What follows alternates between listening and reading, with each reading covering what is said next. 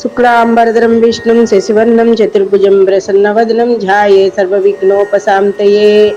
సుందరకాండ ప్రథమ సర్గంలోని 101వ శ్లోకం దగ్గర నుంచి మరల తెలుగు అర్థంతో మనం ఈ సుందరకాండ యొక్క శ్లోకాల విశేషతని తెలుసుకుందాం. ప్రతినిత్యం కూడా ఆంజనేయ స్వామి ఆరాధన వల్ల మనకి అనేక రకములైన సుగుణములు అబ్బడమే కాకుండా భక్తి జ్ఞాన వైరాగ్యాలు కూడా మనకి కలుగుతాయి. ఎక్కడ రామనామాన్ని జపిస్తూ ఉంటారో అక్కడ హనుమంతుడు తిష్ట వేసుకుని కూర్చుంటాడు అని మరొక మాట. అయితే అనేక విధములైన పద్ధతుల్లో ఆంజనేయ స్వామి ఆరాధన చేస్తూ ఉంటారు. అందులో వాచక కైంకర్య సేవ అయినటువంటి ఈ సుందరకాండ పారాయణని ఎవరైతే భక్తాశ్రద్ధులతో చదువుతారో వారికి విశేషమైన శుభ ఫలితాలను ఆంజనేయ స్వామి కలుగజేస్తాడు. కానీ అందరూ సుందరకాండలోని శ్లోకాలను చదవలేరు కాబట్టి విన్నవారికి కూడా అదే సమానమైన విశేష ఫలితములు లభిస్తాయని చెప్పి మనకి పెద్దల మాట. కాబట్టి మనం చెప్పుకుంటున్న ఈ సుందరకాండలోని ప్రథమ సర్గలో 101వ శ్లోకం నుంచి మరల మనం ప్రారంభిద్దాం. హనుమానంజనానుసునుహో వాయుపుత్రో మహాబల రామేష్ట పల్గుణ సక పింగాక్ష అమిత విక్రమ ఉదిక్రమణచ్చైవ సీతాశోక వినాశక లక్ష్మణ ప్రాణదాత చ దశగ్రీవస్య దర్పః ద్వాదశైత అన్నామాని కపీంద్రస్య మహాత్మనే. ఎవరైతే ఈ 12 నామాలు పఠిస్తూ ఉంటారో సర్వకార్య సిద్ధి కూడా హనుమంతుడే మనకు ఎల్లవేళలా కలగజేస్తూ ఉంటాడు. ప్రయాణ సమయాల్లో ముఖ్యమైన పనుల మీద మనం ఉన్నప్పుడు, మంచి మంచి ప్రాజెక్టుల విషయాల గురించి మాట్లాడుకుంటున్నప్పుడు, క్రయ విక్రయముల సమయంలోనూ, అగ్రిమెంట్లు రాసుకునేటప్పుడు, అలాగే పిల్లల పెళ్లిళ్ళు కానీ శుభకార్యాల నిమిత్తమై మాట్లాడుకుంటున్నప్పుడు కూడా ఒక్కసారి మనసులో ఈ నామాలను జపించినట్లయితే ఎటువంటి భయాందోళనలు ఆటంకాలు లేకుండా స్వామి మనల్ని అన్ని శుభకార్యాలు ముందుకు తీసుకువెళ్తాడు. ఇక 101వ శ్లోకం కనుక పరిశీలిస్తే కాకుస్య స్యాన్న సంస్య చ మైథిలే చ విన్వాసనం శ్రమంచ ప్లవగేంద్రస్య సమీక్షోత్యాతుమర్హసి. ప్లవగేంద్రస్య అంటే ఓ హనుమంతుడా, రాముని దయాగుణాన్ని, సీత రావణాసుని వల్ల చెరపట్టిబడిన విధానాన్ని, ఆమెను వెతికి రామునికి ఆమె జాడ చెప్పడానికే హనుమంతుడు తీసుకొంచున్న శ్రమను గుర్తించి పైకి లెమ్ము.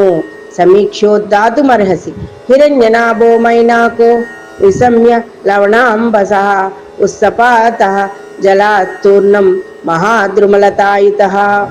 ఇలా చెప్పిన వెంటనే సముద్రుని మాటలు విన్న మైనాకుడు ఫలవృక్షములతోనూ పూలు తీసిన తీగలతోనూ నిండి ఉన్న పర్వత రూపుడైన ఆ మైనాకుడు ఒక్కసారిగా వాటన్నింటినీ శుభ్రపరుచుకుని తన రూపాన్ని సముద్రం నుంచి పైకి తేలగొట్టేటట్టుగా నిలబడి ఉన్నాడు. అతడు మేఘములన్నింటినీ కూడా చీల్చుకు పైకి వచ్చుచున్న సూర్యుని వలె ఒక్కసారిగా మైనాకుడికి దర్శనమిచ్చాడు. సముద్ర జలాలన్నీ చీల్చుకుని పైకి వచ్చిన మైనాకుడికి హనుమంతుడు ఆకాశంలో ఉన్న సూర్యబింబం వలె ఉన్నాడా అని మరో సూర్యుడా అన్నట్టుగా కనిపించాట. అప్పుడు సముద్రముడిచే ప్రేరేపింపబడిన ఈ మైనాకుడు తన శిఖరములన్నింటినీ కూడా పైకి కనబడేటట్టుగా సముద్రంలోంచి పైకి రావడం అనేది జరుగుతుంది. అప్పుడు సూర్యోదయంతో సమానమైనట్టు కిన్నెర నాగులతో కూడిన సువర్ణమయములైన ఆకాశం నందుంటున్న శిఖరములతో పైకి ఒక్కసారిగా లేచి నిలబడి మైనాకుడు ఆంజనేయ స్వామికి నమస్కారం చేసుకుంటున్నాడు. ససాగర జలం భిత్వా బభూవాభ్యుత్థితస్తదా యదా జలధరం భిత్వా దీప్తరశ్మిద్దివాకరః స మహాత్మా ముహూర్తేన పర్వత సలిలాతావృతః దర్శయామాస శృంగాణి సాగరేణ నియోజితః సాత కుంభమయై శృంగై సకిన్నర మహోరగై ఆదిత్యోదయ సంకాశైరాలికద్భిదివాంబరం. అలా బంగారు శిఖరములతో మెరుస్తూ స్వయం ప్రకాశములైన రంగులతోటి మెరుస్తూ వేల సూర్యుల కాంతితో ప్రకాశిస్తున్న మైనాకుడు సముద్ర మధ్యలో నిలబడగానే ఒక్కసారి హనుమంతుడు చూసి ఎవరో నా ముందు నిలబడి ఉన్నారు, ఇది కూడా ఇంకొక విఘ్నమే అని అనుకుంటూ ఎవరా అని అతన్ని పరిశీలించడం మొదలుపెట్టాడు. వెంటనే అతడు గాలి మబ్బును తాకినట్లు తన రొమ్మునే మైనాకుడు పడగొట్టెను. మైనాకుడట్లు పడి లేచి ఆంజనేయుని వేగాన్ని గమనిస్తూ పులకితుడై ఆనందిస్తూ ఉన్నాడు. ఒక్కసారిగా హనుమంతుడు తన రొమ్ముతోటి మైనాక పర్వతాన్ని ఢీకొట్టగానే ఒక్కసారి తొణికిసలాడింది. వెంటనే మైనాకుడు పడి లేచి ఆంజనేయ స్వామి యొక్క ఆ అత్యంత బలశక్తిని, వేగాన్ని చూసి పులకింతుడై ఎంతో ఆనందంతో సంతుష్టుడై మైనాకుడు మానవ రూపముతో ఒక్కసారి గిరి మీద నిలిచి హనుమకి నమస్కరించి, ఓ వానరోత్తమ, అసాధ్యమైన పని చేయబోనుతున్నావు కదా, చాలా సంతోషంగా ఉంది. కానీ నా శిఖరము పైన నువ్వొక్క కాసేపు విశ్రాంతి తీసుకుని వెళ్ళమని అడగగానే వెంటనే రాఘవస్య కులే జాతై రుదది పరివర్ధిత సత్వాం రామహితే యుక్తుం ప్రత్యర్భయతి సాగర.